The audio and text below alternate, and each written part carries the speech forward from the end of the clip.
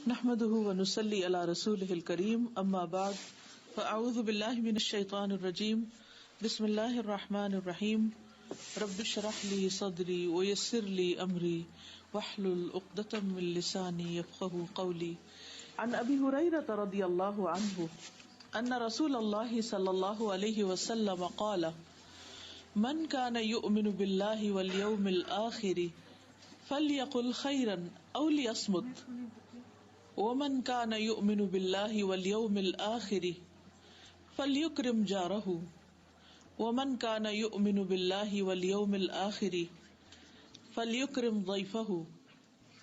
ابو ہریرہ سے مروی ہے کہ رسول اللہ صلی اللہ علیہ وسلم نے فرمایا، جو شخص اللہ اور قیامت کے دن پر ایمان رکھتا ہے تو اس کو چاہیے کہ اچھی بات کہے ورنہ خاموش رہے، اور جو شخص اللہ اور آخرت کے دن پر ایمان رکھتا ہے اسے چاہیے کہ اپنے پڑوسی کی عزت کرے، اور جو شخص اللہ اور یوم آخرت پر ایمان رکھتا ہے اسے چاہیے کہ اپنے مہمان کی عزت کرے۔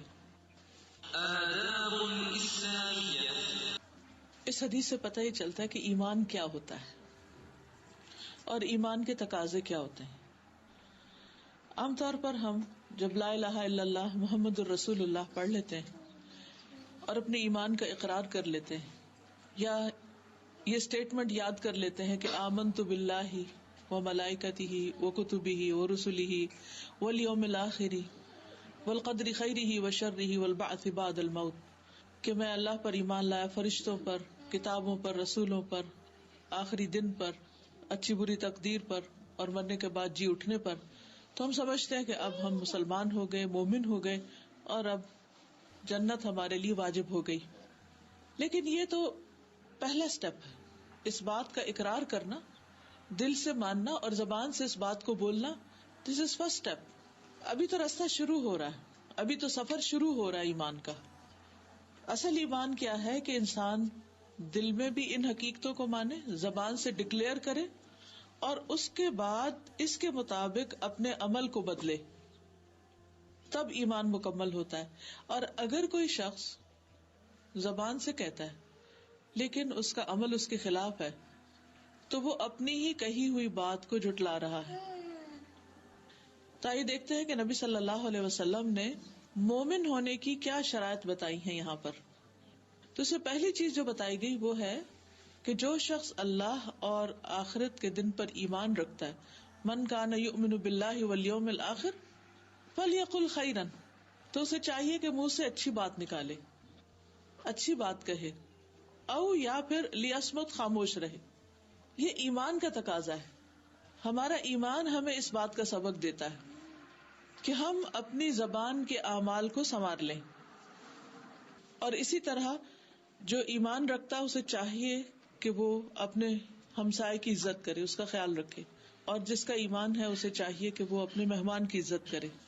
جو شخص اس طرح کا ایمان رکھتا ہو اس کا ایمان اللہ تعالیٰ کو بھی پسند ہے، اللہ تعالیٰ کے ہاں بھی قبول ہے، اور اس کے بندوں کے لیے بھی خیر و برکت اور سلامتی کا باعث ہے۔ لیکن اگر کوئی شخص زبان سے یہ کہتا ہے کہ میں مانتا ہوں لیکن ان اصولوں پر عمل نہیں کرتا، ان چیزوں کو اپنی زندگی میں نہیں رکھتا، تو وہ ایک طرح سے اپنے ایمان کا خود مذاق اڑا رہا ہے، کیونکہ وہ جو کہتا ہے وہ کر نہیں رہا۔ جہاں تک اس بات کا تعلق ہے کہ زبان سے اچھی بات نکالے، فَلْيَقُلْ خَيْرًا، خیر کی بات کرے یا پھر چپ رہے۔ تو خیر کا کیا مطلب ہے؟ بھلی بات کا مطلب کیا ہے؟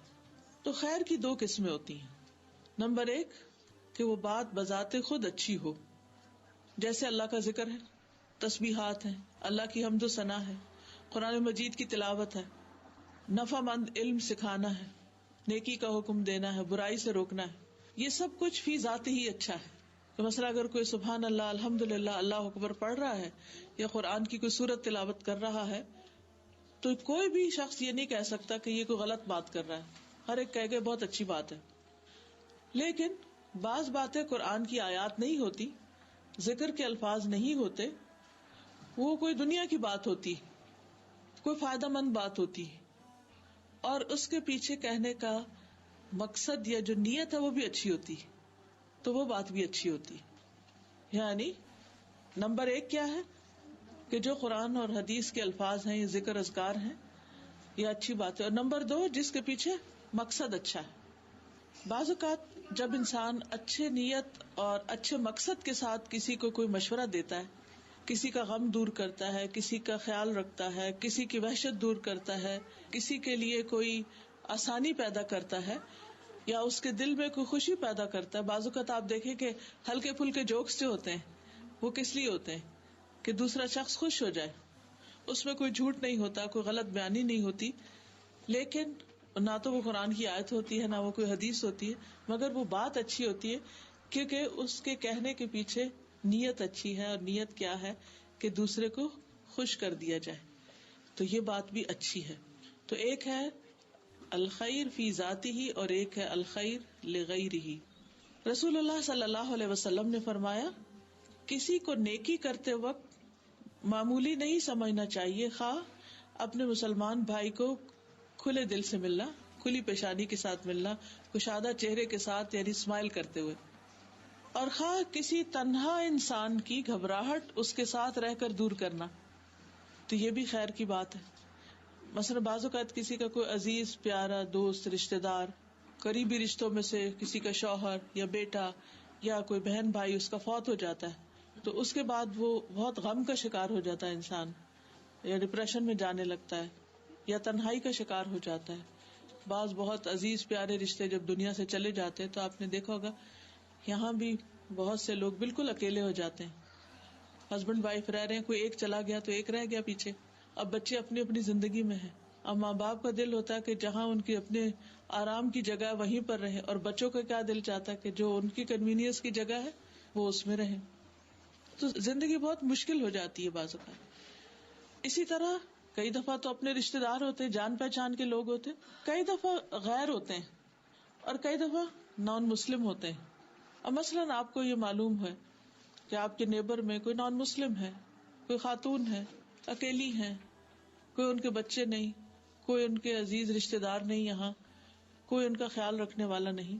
تو اگر آپ اپنے وقت کا کچھ حصہ نکال کے ان کی خیر خبر معلوم کر لیتے ہیں، ان کے پاس جا کر کوئی بات کر دیتے ہیں، ان کی کوئی مدد کر دیتے ہیں، تو یہ ساری چیزیں خیر کی شمار ہوگی. خیر کا دائرہ بہت وسیع ہے، ضروری نہیں کہ وہ صرف مسلمان کے ساتھ ہو، خیر کسی کے ساتھ بھی کی جا سکتی. کوئی بھی لیونگ بینگ جو ہے اس کے ساتھ اچھا سلوک کرنا وہ خیر میں شامل ہو جاتا ہے. پھر اسی طرح جب پڑوسی کی بات آتی ہے، نیبرز کی بات آتی ہے، تو اس میں وہ نیبر بھی شامل ہیں جو پرماننٹلی آپ کے ساتھ رہ رہے ہیں، وہ نیبر بھی شامل ہوتے ہیں جو آپ کے پاس تھوڑی دیر کے لیے بیٹھتے ہیں. مثلا اگر آپ جو لوگ آپ میں سے چیئرز پہ بیٹھے ہیں تو ان میں سے ہر ایک بیٹھنے والا دوسرے کا نیبر بن رہا ہے، جار بالجنب، پہلو کا ساتھی، کمپینین. آپ مثلا بس میں ٹریول کر رہے ہیں، گاڑی میں جا رہے ہیں، کہیں جا رہے ہیں، کوئی شخص جو آپ کے ساتھ بیٹھا ہے وہ سب اسی میں آ جاتے ہیں، وہ آپ کے نیبرز بن جاتے ہیں تھوڑی دیر کے لیے، اور کچھ لوگ زیادہ دیر کے لیے. تو یہاں پر کیا کہا جا رہا ہے کہ اس کی عزت کرو، اس کا احترام کرو. یعنی جب کبھی بات چیت کرنی پڑے، کوئی معاملہ کرنا پڑے، تو اس میں روڈنس نہ ہو، اس میں احترام کا معاملہ ہو، اچھا معاملہ ہو، خیر کا معاملہ ہو. اب ہوتا یہ کہ بہت دفعہ انسان کو جب انسانوں کے ساتھ واسطہ پڑتا ہے تو ضروری نہیں ہوتا کہ ہر چیز میں 100% دو لوگ اتفاق کریں، کیونکہ اللہ تعالیٰ نے ہر ایک کی عقل سمجھ مختلف رکھی ہے، اس لیے ہر ایک کا انداز سوچنے کا، کام کرنے کا مختلف ہوتا ہے.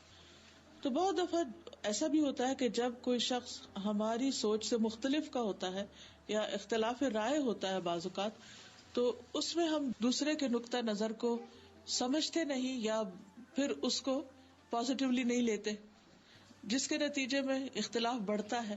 جب اختلاف بڑھتا ہے تو بعض اوقات احترام کی حدیں پامال ہو جاتی. تو ہر مسلمان پر لازم ہے کہ وہ دوسرے مسلمان کا احترام کرے، اس کے ساتھ ڈیسنٹ رویہ اختیار کرے، غصے کا شکار نہ ہو، کیونکہ غصہ شیطان کی طرف سے ہوتا ہے اور شیطان انسان کا دشمن ہے. اور شیطان کیا چاہتا ہے کہ لوگوں کے تعلقات آپس میں خراب رہے. اسی لیے اللہ سبحانہ وتعالیٰ قرآن مجید میں ہمیں کیا حکم دیتے ہیں؟ قل لعبادی یقولوا التی ہی احسن ان الشیطان ینزغ بینکم. قل کہہ دیجئے لعبادی میرے بندوں کو، یقولو وہ کہیں، التی ہی احسن وہ بات جو اچھی ہو، یعنی جب بات کرے تو اچھی بات کرے. کیوں؟ اس لیے کہ ان الشیطان ینزغ بینکم، شیطان تمہارے درمیان پھوٹ ڈلواتا ہے. اور اس پھوٹ کا آغاز کہاں سے ہوتا ہے؟ ایک دوسرے کو رسپیکٹ نہ دینے سے، ایک دوسرے کے ساتھ اچھی طرح بات نہ کرنے سے.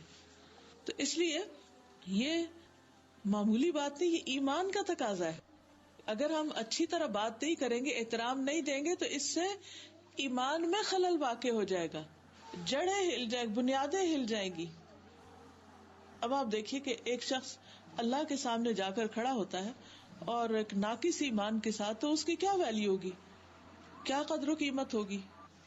پھر اسی طرح جب پڑوسی کا احترام ہے تو صرف بات کے ساتھ احترام نہیں، بلکہ اس کی ضروریات کا خیال رکھنا اور اس کے ساتھ اچھا سلوک کرنا موقع کی مناسبت سے.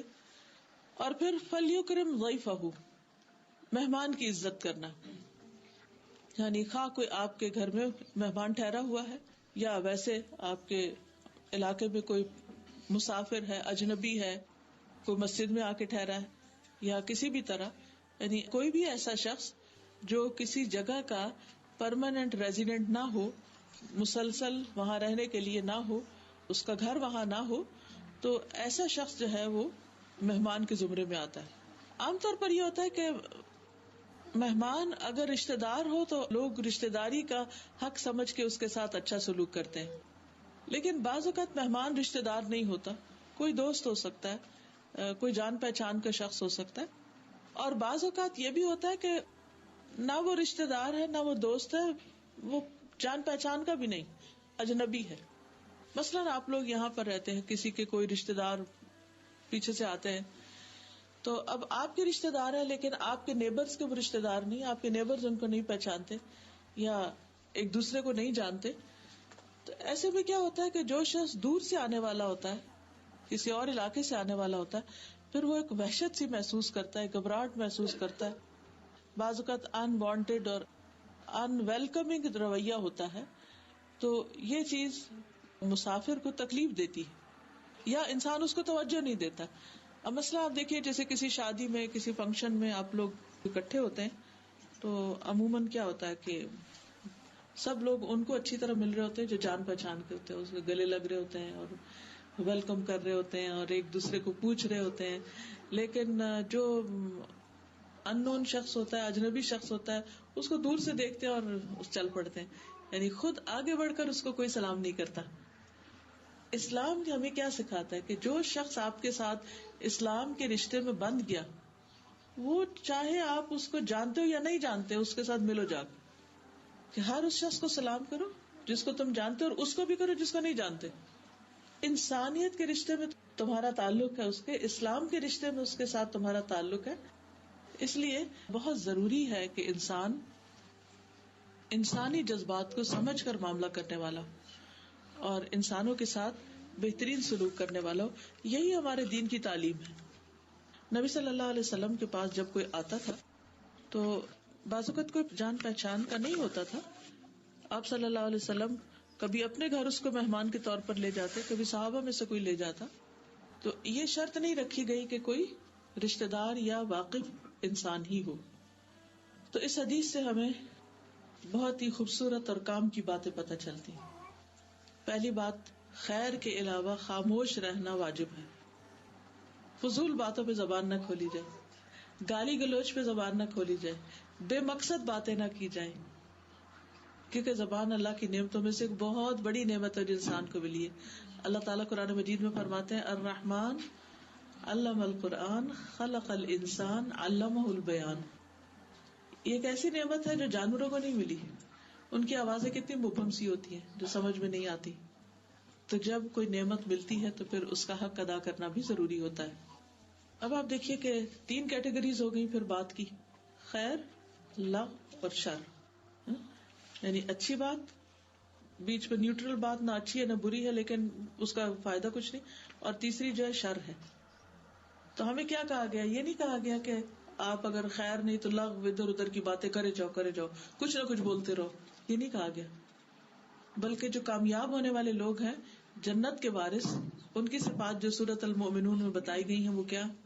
قد افلح المؤمنون الذین هم فی صلاتهم خاشعون والذین هم عن اللغو معرضون، کہ جو کامیاب ہونے والے مومن ہیں وہ فضول باتوں سے پرہیز کرتے ہیں، لغو سے یعنی بیکار. لغو وہ چیز ہوتی ہے جس کا نہ دنیا میں فائدہ نہ آخرت میں فائدہ، بیکار قسم کی بات ہے. اور تیسری چیز جو ہے وہ شر ہے، اور شر میں بہت کچھ آ جاتا ہے، یعنی خیر کے علاوہ جو کچھ ہے وہ پھر شر ہی ہے. اب خیر کی بات تو مطلوب ہے، اگر کسی کو خیر کی بات کوئی آتی تو اسے کرتے رہنا چاہیے، لیکن اس کا بھی ایک موقع محل ہوتا ہے، ہر وقت ہی نہیں کرنی چاہیے. اپنے طور پر اب ذکر اللہ کا کرتا رہے تو ٹھیک، ورنہ لوگوں کو بہت زیادہ آیات اور احادیث ہر وقت سنا کے ان کو بیزار نہیں کرنا چاہیے، خاص طور پر جب وہ سننے کے موڈ میں نہ ہو، کیونکہ اس سے قرآن پاک کی بے ادبی ہوتی ہے کہ کوئی اس کو لینا نہیں چاہتا، کوئی اس کو سننا نہیں چاہتا، اور آپ بے وجہ اور بے وقت سنائے چلے جا رہے ہیں.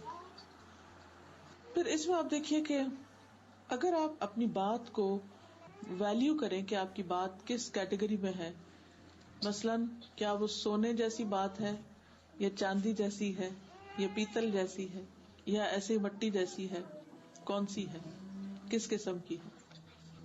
تو مثال کے طور پر جب آپ کی بات سونے جیسی ہو تو ضرور کریں، چاندی جیسی بھی ٹھیک ہے، لیکن بالکل مٹی جیسی بات جو دوسروں کے لیے تکلیف ہی کا باعث ہو وہ نہیں. پھر اسی طرح اگر بولنے کی قیمت سونا ہو اور خاموش رہنے کی چاندی ہو تو پھر بولنا چاہیے، لیکن اگر خاموش رہنے کی قیمت سونا ہو اور بولنا چاندی ہو تب بھی خاموش رہنا بہتر ہے، کیونکہ سونے کو پریفر کرتا ہے انسان چاندی کے اوپر. اور ویسے بھی یہ ہے کہ انسان کی جو بات ہے وہ بات کر کے گوانے والی بات نہ ہو. تو انسان ہمیشہ یہ سوچے کہ جو کچھ میں کہنے والا ہوں اس کا آگے فائدہ کتنا ہونے والا ہے، یہ کہاں جا کے بیٹھے گی، اس کا نتیجہ کیا ہوگا. تو عقل مند وہ ہے جو سوچ سمجھ کے بولے، ضرورت کا بولے، بے وقت نہ بولے، بے فائدہ نہ بولے، اور شر کی قسم کی تو کوئی بات نہ بولے. اب آپ دیکھیے کہ شر بھی دو طرح کے ہے. ایک وہ شر ہے جو فی ذاتی ہی شر ہے، جیسے جھوٹ ہے، غیبت ہے، گالی گلوچ ہے، کوئی ڈاؤٹ ہی نہیں اس میں کہ شر ہے. لیکن کچھ اچھی باتیں جن کا مقصد پیچھے غلط ہے، یعنی بظاہر دیکھنے میں اسٹیٹمنٹ میں نہ جھوٹ ہے نہ غیبت ہے نہ کچھ، لیکن جو کہنے والا ہے وہ کیا اس مقصد سے رہا ہے کہ وہ کسی کو ذلیل کرے، کسی کو تانا دے. کہنے کو سینٹینس بالکل اسٹریٹ فارورڈ سینٹینس، لیکن وہ کسی کو اس طرح سنا رہا ہے کہ اس کو اذیت دے. عام بندے کو نہیں پتا، لیکن جس کو سنا رہا ہے اس کو خوب پتا ہے کہ کس کو سنا رہا ہے، اور اس نیت سے سنا رہا ہے کہ اس کو ٹارچر کرے. اگر یہ نیت نہیں تو پھر اللہ کے ہاں وہ شر نہیں لکھا جائے گا، لیکن اگر نیت ہے کہ دوسرے کو ذلیل کرے تو یہ اس سے بدترین نیت اور اس سے بدترین بات کوئی نہیں ہو سکتی، اس سے بچنا چاہیے. پھر اسی طرح یہ ہے کہ بعض اوقات انسان کہنے کو ایک بات کہہ رہا ہوتا ہے جس کے کہنے میں کوئی حرج نہیں ہوتا، اور بظاہر دیکھنے میں دوسرے کو بڑا خوش بھی کر رہی ہوتی ہے، لیکن وہ ایگزیجریشن پر مبنی ہوتی ہے، حقیقت نہیں ہوتی، صحیح بات نہیں ہوتی، یعنی پوری نپی تلی بات نہیں ہوتی. اب وقتی طور پر آپ کسی کو بہت تعریف کر کے، بہت اس کی خوبی بیان کر کے خوش بھی کر دیں، لیکن یو ڈونٹ مین اٹ، صرف اوپر اوپر سے باتیں کر رہے ہیں، تو وہ بھی اچھی بات نہیں. تو ہر شخص پھر کہاں سے پوچھے؟ اپنے آپ سے پوچھے، کیا میں غلط بیانی تو نہیں کر رہا؟ کیا میں کسی کی اذیت کا سبب تو نہیں؟ کیا میں کسی کی سما خراشی تو نہیں کر رہا کہ خواہ مخواہ کی باتیں کر کے دوسرے کو تنگ کر رہا ہوں؟ اور پھر یہ بھی ہے کہ کس جگہ پر کر رہے ہیں. مثلاً آپ تلاوت ہی کر رہے ہیں لیکن کسی سوئے ہوئے شخص کے پاس کر رہے ہیں تو پھر کیا خیال ہے تلاوت لیکن سونے والے کی نیند ڈسٹرب کر رہے ہیں، آپ سونے والے کو آپ ڈسٹرب کر رہے ہیں. تو اب آپ دیکھیے کہ جب آپ سونے والے کو ڈسٹرب کریں گے تو چاہے آپ تلاوت ہی کر رہے ہوں وہ آپ کا کیا بن جائے گا، پھر ٹھیک نہیں رہے گی بات. تو اس سے بھی بچنا چاہیے. تو زمان، مکان، کوالٹی، کوانٹٹی، یہ سب میٹر کرتا ہے. کون سی بات آپ نے کس ٹائم پر کی، کس جگہ پر کی، کتنی مقدار میں کی، اور کس کوالٹی کی تھی، سونا تھی چاندی تھی. تو اگر انسان ان ساری چیزوں کو ناپ تول کے بولے پھر تو کوئی خرابی نہ ہو، کوئی جھگڑا اور فساد ہی نہ ہو. اور ایمان کا تقاضا یہی ہے کہ ایسا ہی کرو، تب ایمان مکمل ہوگا. فجر کا وقت ہے اور آپ اپنے پیاروں کو اٹھانا چاہتے ہیں، ایک بار اٹھایا، 2 بار اٹھایا، نہیں اٹھے، آپ نے اپنی فجر کی نماز پڑھ کے اس کے بعد تلاوت اس نیت سے شروع کر دی کہ ہلکی ہلکی آواز میں سنیں گے تو شاید. جی، تو ابھی میں نے عرض کیا نا کہ مقصد کیا ہے. مقصد ہے کہ گھر والے اٹھ جائیں، تو یہ اچھا مقصد ہے یا برا مقصد ہے؟ اب اگر آپ یہی آدھی رات کو اٹھ کے یا تہجد کے وقت جبکہ دوسروں کے اوپر تہجد فرض نہیں، اس وقت اگر آپ کر رہے ہیں تو وہ ٹھیک نہیں. لیکن آپ فجر پڑھ چکے ہیں اور دوسروں کا اٹھنا ہی چاہیے، اس وقت پڑھ رہے ہیں تو اس میں کوئی حرج نہیں. اب آپ اس کو خود بھی غور کیجئے. دیکھیں میں نے آپ کو جو کرائیٹیریا دیا نا، مکان، جگہ کون سی ہے، زمان، ٹائم کون سا، وہی کام اگر ایک وقت میں کریں گے تو بہت ہی اچھا ہے، اور دوسرے وقت میں کریں گے تو وہی اچھا نہیں. اور پھر کتنا کر رہے ہیں اور کس کوالٹی کا کر رہے ہیں. کوالٹی سے مراد یہ کہ کس انداز سے اور کس طریقے سے اور کس درجے کا وہ دوسروں کو فائدہ پہنچا رہا ہے. کیونکہ کچھ چیزیں ایسی ہوتی ہیں کہ جو آپ کرتے ہیں آپ کے نزدیک وہ سونے کے بھاؤ ہے، لیکن وہ دوسرے کے نزدیک اس کی کوئی ویلیو نہیں، وہ اس کو مٹی کے بھاؤ بھی نہیں لیتا. تو پھر آپ کو کیا کرنا چاہیے؟ مثلا قرآن کی ایک آیت سونے سے بھی مہنگی ہے. ایک شخص وہ ہے کہ جو طلبگار ہے اس کا، اور ایک وہ ہے کہ اس کے اوپر مار ہے وہ. تو پھر ہمیں سوچ سمجھ کے اس کو استعمال کرنا چاہیے. رسول اللہ صلی اللہ علیہ وسلم نے فرمایا ہر آدمی کی انتہائی بابرکت اور انتہائی منحوس چیز اس کی زبان ہے. اسی زبان سے برکتیں آتی ہیں اور اسی زبان سے نحوستیں آتی ہیں. اسود کہتے ہیں کہ میں نے رسول اللہ صلی اللہ علیہ وسلم سے عرض کیا، یا رسول اللہ صلی اللہ علیہ وسلم مجھے کوئی وصیت فرمائیے. آپ نے فرمایا اپنے ہاتھ کو قابو میں رکھو، یعنی ہاتھ سے کسی کو تکلیف نہیں دو. میں نے کہا کہ اگر میرا ہاتھ قابو میں نہ رہے تو پھر کیا کروں؟ اگر میرا ہاتھ قابو میں نہ رہے تو پھر کیا چیز قابو میں رہ سکتی؟ آپ نے فرمایا زبان کو قابو میں رکھو، اس کا دروازہ بند کر دو. میں نے کہا اگر زبان قابو میں نہ رہے تو فرمایا پھر تم اپنے ہاتھ کو اچھے کام کے لیے بڑھاؤ اور اپنی زبان سے اچھی بات کرو. فَلْيَقُلْ خَيْرًا، چاہیے کہ اچھی بات کرے ورنہ چپ رہے. اب یہ جو باتیں 3 طرح کی ہوتی ہیں، ایک خیر ہوتی ہے، ایک شر ہوتی ہے، اور ایک بیچ کی لغو ہوتی ہے. نہ وہ خیر ہوتی ہے نہ وہ شر ہوتی ہے، اس میں کوئی فائدہ نقصان کچھ بھی نہیں ہوتا، لیکن وہ بھی بیکار ہے. تو ہمیں اچھی بات کرنی چاہیے، اور اچھی بات جو ہے وہ یا فی ذاتی ہی اچھی ہوتی ہے یا لغیری ہی اچھی ہوتی ہے. خیر لغیری، ذات میں کیا ہے جیسے قرآن اور ذکر اذکار وغیرہ، اور لغیری ہی کا مطلب ہے جس بات کے وہ بظاہر قرآن اور سنت کا لفظ یا آیت یا حدیث تو نہیں، لیکن کوئی اچھی بات ہے، لیکن اچھی نیت سے کہی گئی. اب کوئی بھی بات اگر اچھی نیت سے نہیں کہی گئی تو وہ اچھی نہیں ہوتی. ہاں اگر اچھی نیت کے ساتھ آپ نے اچھی بات کہی ہے جس میں کسی کو کوئی فائدہ پہنچ رہا ہے تو وہ بات آپ کے لیے صدقہ شمار ہوگی. حدیث میں آتا ہے الکلمۃ الطیبۃ صدقہ، اچھی بات کرنا بھی صدقہ ہے. رسول اللہ صلی اللہ علیہ وسلم نے فرمایا جہنم سے بچو خواہ آدھی کھجور صدقے میں دے کر، اور اگر کسی کو یہ بھی میسر نہ ہو، آدھی کھجور نہیں ہے اس کے پاس، تو بھلی بات کر کے، اچھی بات کر کے بھی جہنم سے بچا جا سکتا ہے، کیونکہ وہ صدقہ ہے. کچھ لوگوں کے پاس مال ہوتا ہے، کچھ لوگوں کے پاس علم ہوتا ہے، کسی کے پاس حکمت ہوتی ہے، کوئی اچھا مشورہ ہوتا ہے. تو جب آپ صحیح وقت میں صحیح جگہ پر صحیح بات کرتے ہیں اور اس سے دوسرے کو فائدہ پہنچ جاتا ہے، کسی کا غم دور ہو جاتا ہے، کسی کی پریشانی دور ہو جاتی ہے، کسی کو کوئی راہ مل جاتی ہے، تو اس سے اس شخص کو جو فائدہ پہنچے گا وہ سارا آپ کے حصے میں ثواب لکھ لیا جائے گا، کیونکہ آپ اس کا ذریعہ بنے، آپ اس کا سبب بنے. پھر اسی طرح اچھی بات انسان جب زبان سے نکالتا ہے اور انسان کو بعض اوقات پتہ ہی نہیں ہوتا کہ وہ کتنی ویلیوبل بات ہے اور اس کا دھیان بھی اس طرف نہیں جاتا، تو اللہ سبحانہ وتعالیٰ اس کی وجہ سے اس کے بے پناہ درجات بڑھا دیتا ہے.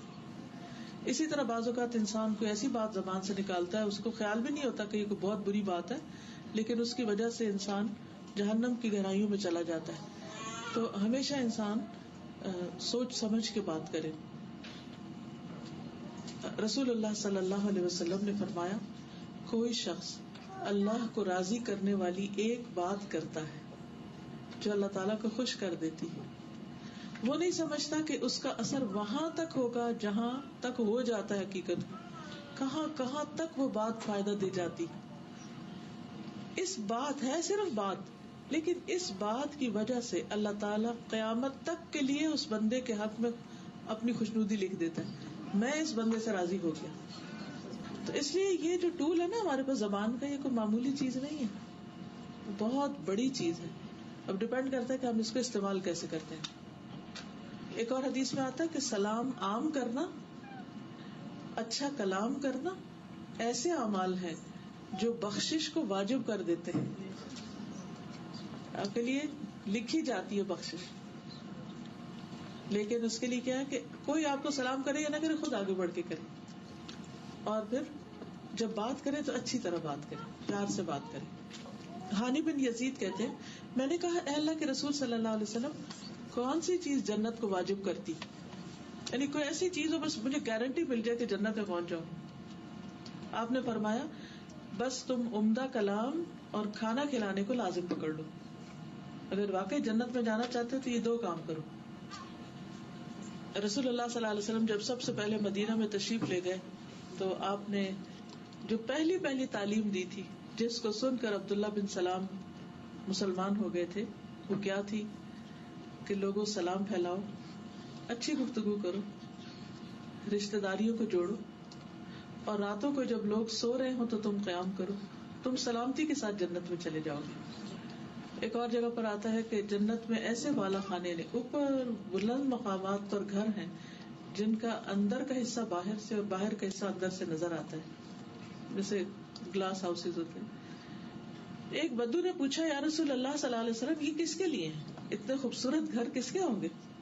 فرمایا اس شخص کے لیے جو بات اچھی کرے، ضرورت مندوں کو کھانا کھلائے، اور جب رات کو لوگ سو رہے تو صرف اللہ کے لیے تہجد کی نماز ادا کرے، تو اس کو یہ بہترین گھر ملے. اس کے برعکس اگر کوئی شر کی بات کرتا ہے تو وہ ناراضگی کی بات ہے، جہنم میں جانے کی بات ہے، بالکل اس کے اپوزٹ بات آتی. اور لغو بھی انسان کی کامیابی کے راستے میں رکاوٹ ہو جاتی، کیونکہ نہیں پتا ہوتا کہ وہ انسان کے لیے مائنس، اس کے نیکیوں کو مائنس کر دے. اور اگر انسان کو نہیں سمجھ آ رہی کہ کیا بات کرنی تو ضروری نہیں ہوتا بولنا. بعض اوقات ہم سمجھتے ہیں کہ ہم اپنا مشورہ ہر صورت دیں، چاہے کوئی مانگے یا نہ مانگے، کوئی پوچھے یا نہ پوچھے. تو ایسی صورت میں جو اگر آپ کو خود سمجھ نہیں آ رہی کہ آپ کی بات کس طرف کو جا رہی ہے تو بہتر ہے خاموشی اختیار کی جائے.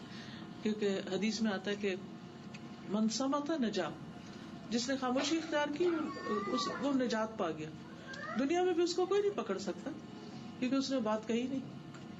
اور یہی وجہ ہے کہ اگر آپ کسی کی برائی نہیں کرتے، کسی پہ کوئی الزام تراشی نہیں کرتے، کسی کا برا نہیں چاہتے، تو آپ کو کوئی ڈر بھی نہیں ہوتا، کیونکہ آپ کو اپنا پتا ہے کہ آپ نے کسی کے خلاف کوئی نفرت نہیں پھیلائی، کوئی کسی کو تنگ نہیں کیا، کسی کو ستایا نہیں، کوئی آپ کا کیا کر سکتا ہے. انسان جب بولتا ہے اور غلط بولتا ہے تو وہ دراصل دوسرے کے ہاتھ میں اپنے خلاف ہتھیار پکڑا دیتا ہے، اب مارو مجھے.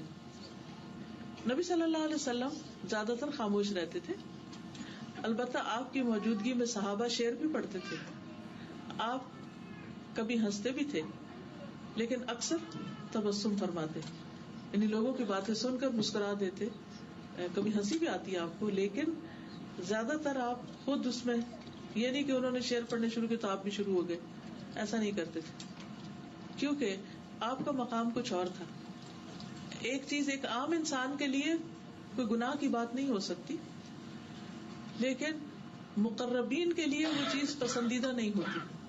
تو کہتے ہیں نا کہ حسنات الابرار سیئات المقربین.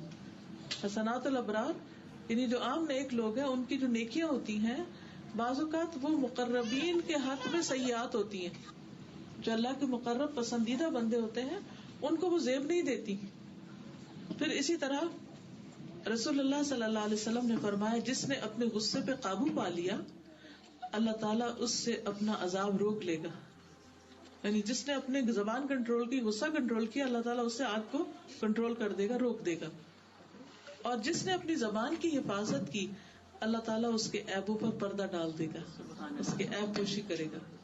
نبی صلی اللہ علیہ وسلم نے فرمایا اللہ تعالیٰ اس بندے پر رحم فرمائے جس نے کوئی بات کی تو فائدے کی اور اگر وہ خاموش رہا تو سلامت رہا. یعنی بولتا ہے تو فائدے کا بولتا ہے، ورنہ چپ رہ کے سلامت رہتا ہے. صوبان کہتے ہیں کہ رسول اللہ صلی اللہ علیہ وسلم نے فرمایا خوشخبری ہے اس کے لیے جس نے اپنی زبان پہ قابو پا لیا، اسے اس کے گھر نے کشادگی اور گنجائش دی، یعنی اس کے گھر میں اس کے لیے موضوع ٹھکانا ہے، اور وہ اپنے گناہ پر رویا، تو ایسا شخص جو ہے اس کے لیے خوشخبری، یعنی بہترین کردار کا مالک ہے۔ پھر ہمسایوں کی بات آتی، تو ہمسایوں کا کیا ہے کہ رسپیکٹ دینا، ان کو ان کے حقوق کا خیال رکھنا، ان کو اہمیت دینا، امپورٹنس دینا، ضرورت کے وقت ان کے کام آنا۔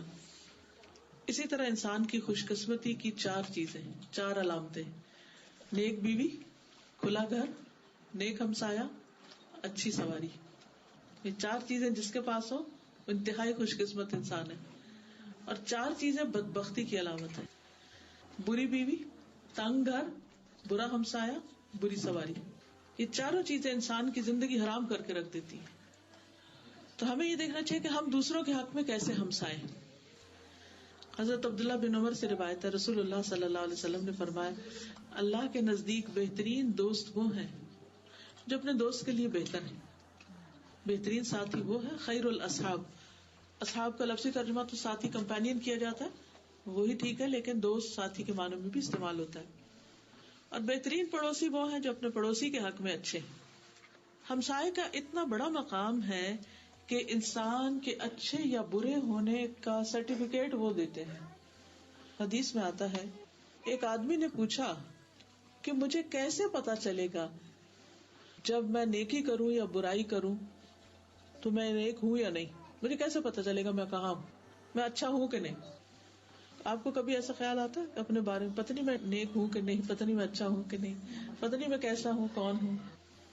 رسول اللہ صلی اللہ علیہ وسلم نے فرمایا، جب تمہارے نیبرز کہیں کہ تم نے اچھا کام کیا ہے تو تم اچھے ہو، اور جب وہ کہیں کہ تم نے برا کیا ہے تو تم برے ہو، یعنی تمہاری گواہی تمہارے نیبرز دیں گے کہ تم کون ہو۔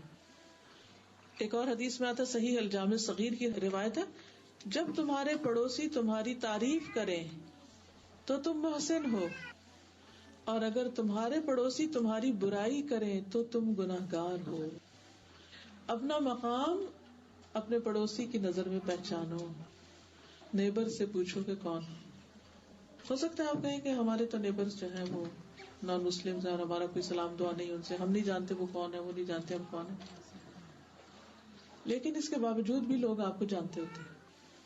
آپ اپنا گاربیج کہاں پھینکتے ہیں، آپ اپنا لان کب موو کرتے ہیں، کب کیا صفائی کرتے ہیں، کیا نہیں کرتے، گھر میں شور ہنگامہ کیا کرتے ہیں، اگر اوپر نیچے رہتے ہیں تو کیسے رہتے ہیں، بیسمنٹ میں جو رہتے ہیں وہ آپ کے بارے میں کیا کہتے ہیں، یعنی وہ کوئی نہ کوئی اوپینین آپ کے بارے میں ضرور رکھتے ہیں۔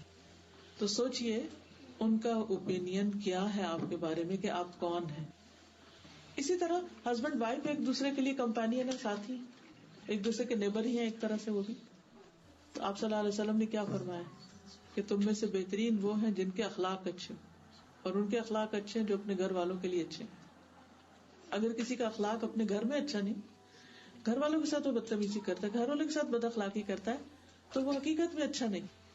رسول اللہ صلی اللہ علیہ وسلم نے فرمایا، حسن اخلاق اور اچھی ہمسائیگی شہروں کو آباد کرتی ہے اور عمر میں اضافے کا باعث بنتی ہے۔ لمبی زندگی ملتی ہے ان لوگوں کو جو اچھے اخلاق والے اور اچھے ہمسائے ہوتے ہیں۔ تو اس کے لیے اچھا ہمسایہ بننے کے لیے بھی اپنے ہمسایوں کے کھانے پینے کی ضرورت کا خیال رکھنا، ضرورت کے وقت مدد کرنا، کوئی فوت ہو جائے تو اس کی تعزیت کو جانا، اس کے کفن دفن کا انتظام کرنا، بیمار ہو جائے تو اس کا پوچھنا، نان مسلم بھی ہو تو ان کا بھی خیال رکھنا۔ عبداللہ بن عمر کہتے ہیں کہ انہوں نے ایک بکری ذبح کی، پھر پوچھا، کیا تم نے میرے یہودی ہمسائے کی طرف بھی کچھ بھیجا؟ کیونکہ میں نے رسول اللہ صلی اللہ علیہ وسلم سے سنا، آپ فرماتے تھے، جبریل مجھے ہمسائے کے بارے میں اتنی وصیت کرتے رہے کہ مجھے خیال ہوا کہ کہیں اس کو میرا وارث ہی نہ بنا دے۔ پھر ضرورت پڑنے پر دروازہ بند نہ کرنا۔ پھر اسی طرح اس کو اگر دیوار میں کونٹی گاڑنے کی ضرورت ہے یا کہیں کچھ کسی قسم کی ہیلپ چاہیے تو اس میں مدد دینا۔ پھر اذیت دینے سے بچنا۔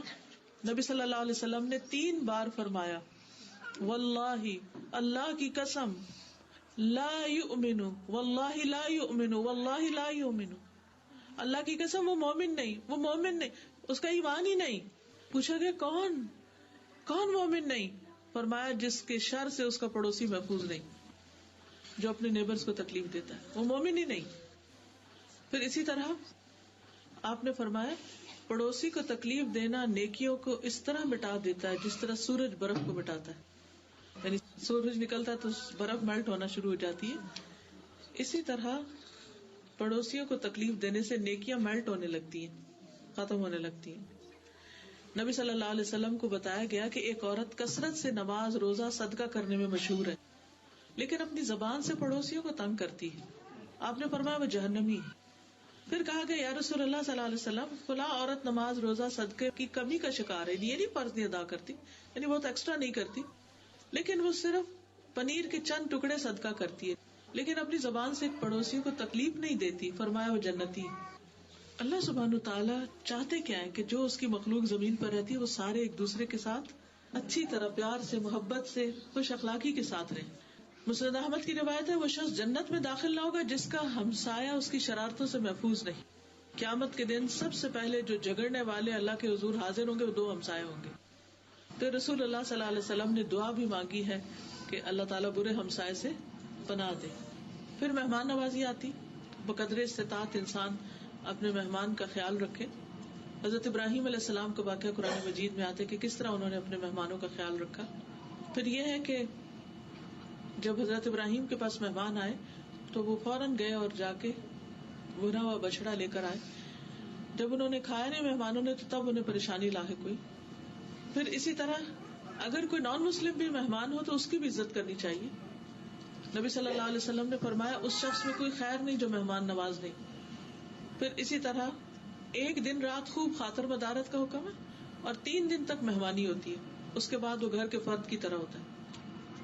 پھر 3 دن سے زیادہ میزبان کو تکلیف میں ڈالنا بھی جائز نہیں، الا یہ کہ کوئی بہت مجبوری ہے تو کسی کے گھر میں انسان ٹھہرے ورنہ نہ ٹھہرے.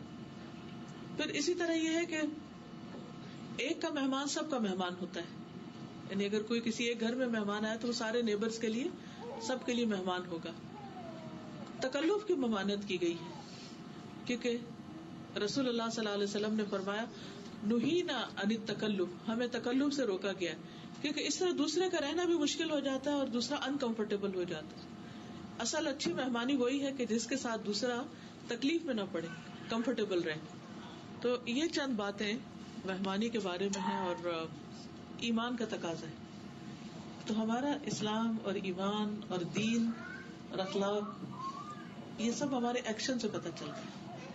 اور کبھی ونس اپان اے ٹائم کوئی کسی کو ملتا ہے تو اتنی بات نہیں ہوتی، لیکن جو روز ملے ساتھ رہیں ان کا ایک دوسرے پر حق زیادہ ہو جاتا ہے. تو اللہ تعالیٰ سے دعا ہے کہ وہ ہمیں عمل کی توفیق عطا فرمائے. سبحان اللہ والحمد للہ ولا الہ الا اللہ واللہ اکبر ولا حول ولا قوة الا باللہ العلی العظیم. اللہم صلی علی محمد وعلی آل محمد کما صلیت علی ابراہیم وعلی آل ابراہیم انک حمید مجید. اللہم بارک علی محمد وعلی آل محمد کما بارکت علی ابراہیم وعلی آل ابراہیم انک حمید مجید. ربنا آتنا فی الدنیا حسنۃ وفی الآخرۃ حسنۃ وقنا عذاب النار. ربنا لا تزغ قلوبنا بعد اذ ہدیتنا وهب لنا من لدنك رحمة انك انت الوهاب. ربنا هب لنا من ازواجنا وذرياتنا قرة اعین واجعلنا للمتقین اماما. یا اللہ پاک جو کچھ ہم نے پڑھا ہے، سنا ہے، سیکھا ہے، سکھایا ہے، ہمیں اس پر عمل کی توفیق عطا فرما. اللہ ہمیں جہنم کی آگ سے بچا لے، جنت الفردوس میں جگہ عطا فرما. یا رب العالمین تو ہمارے اخلاق کو بہترین کر دے، ہمارے معاملات کو بہترین کر دے، ہمیں اپنی زبان کو کنٹرول کرنے کا طریقہ سکھا دے. یا اللہ تو ہمیں، ہماری اولادوں کو، ہمارے شوہروں کو، ہمارے بچوں کو، سب کو نیک ہدایت عطا فرما. یا اللہ ان سب کے اندر ایمان اور تقوی پیدا کر دے، ہم سب کو اپنے راستے پہ چلنے کی توفیق دے. اللہ اس دین کو، ایمان کو ہماری نسلوں میں جاری باقی رکھنا. یا اللہ تو ہم سب کا خاتمہ اور انجام بخیر کرنا. اللہ تو ہم سب سے راضی ہو جا. ربنا تقبل منا انک انت السمیع العلیم. یا اللہ جنہوں نے اس مجلس کا اہتمام کیا انہیں اس کی بہترین جزا عطا فرما. جو بہنیں یہاں آئی ہیں ان کے دلوں میں جو دعائیں ہیں ان کو پورا فرما. ربنا تقبل منا انک انت السمیع العلیم وتب علینا انک انت التواب الرحیم. اللہ تمام بیماروں کو صحت عطا فرما. اللہ سب دکھی لوگوں کے دکھ دور فرما. یا اللہ جن بچیوں کی شادی نہیں ہوئی ان کو نیک شوہر عطا فرما, جن کی اولاد نہیں انہیں صالح اولاد عطا فرما, اور سب کو رزق حلال عطا فرما, حرام سے بچا. ربنا تقبل منا انك انت السميع العليم وتب علينا انك انت التواب الرحيم. وصلى الله تعالى على خير خلقه محمد وعلى آله واصحابه واهل بيته اجمعين برحمتك يا ارحم الراحمين. سبحانك اللهم وبحمدك اشهد ان لا اله الا انت استغفرك واتوب اليك. ویڈیو کے نیچے سبسکرائب کے بٹن پہ کلک کریں, بیل کے آئیکن پہ کلک کیجئے تاکہ ہر نئی ویڈیو کی نوٹیفیکیشن آپ کو مل جائے, اور تھمز اپ کا بٹن دبا کر اس ویڈیو کو لائک کریں.